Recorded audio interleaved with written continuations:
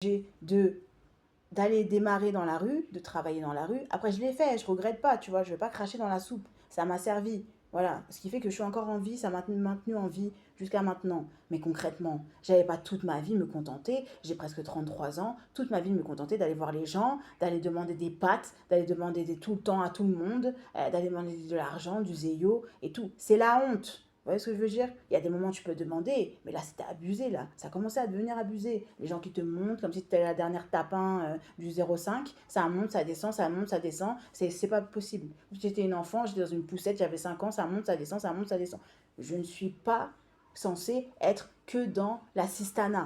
Vous voyez? Il faut se débrouiller. Vous voyez? T'es pas capable. Bon, il y a un moment où t'es pas capable, il faut trouver des solutions pour être capable. Il y a un moment, il faut arrêter de se cacher derrière je suis pas capable. Vous voyez ce que je veux dire? Aller chercher des pâtes chez les gens, toquer chez les gens, aller déranger des gens pour leur demander oh, t'es des distributeurs, tu vas demander à des gens tous les 5 minutes de l'argent. Ça, il faut que ça suffit.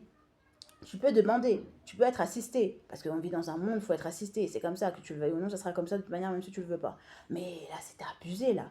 J'avais l'impression que c'était tout le temps la même chanson. Vous voyez ce que je veux dire? C'était chiant, c'était relou, c'était gonflant. Vous voyez ce que je veux dire? Ce n'est pas normal d'aller voir des gens pour leur demander tout le temps de l'argent, tout le temps qu'ils te montent, qu'ils te descendent. Moi, c'était une situation inacceptable. Est-ce que je veux dire? Mon argent, c'est pas le que la CAF de je sais pas quel endroit qui, voilà, où tu habites qui doit te verser tout le temps de l'argent et tu dois attendre devant un distributeur comme une conne avant les 5. Et puis, imagine le 5 ça vient pas, tu es obligé d'attendre, tu es obligé de téléphoner, tu es obligé de faire ci, parce que tu es juste dépendante. Tu te rends compte que tu es dépendante à l'aide sociale. Tu es dépendante c'est pas normal. À une aide sociale. Ce n'est pas normal.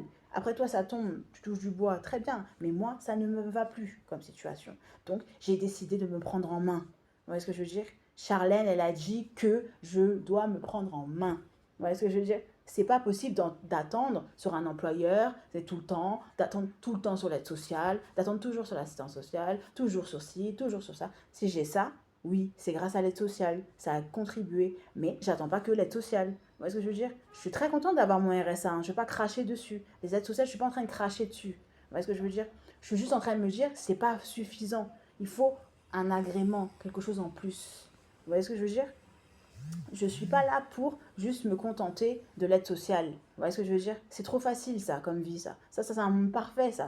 Vous voyez? Un monde, t'attends juste l'aide sociale tous les mois, tout va toujours bien dans la vie. Voilà, là, voilà, ils te versent. Ils te versent pas, tu les appelles tous les 5 minutes pour récupérer de l'argent. Tu t'en fous pas une quiche toute la journée, t'attends juste l'argent de l'aide sociale. Ça ne m'allait plus.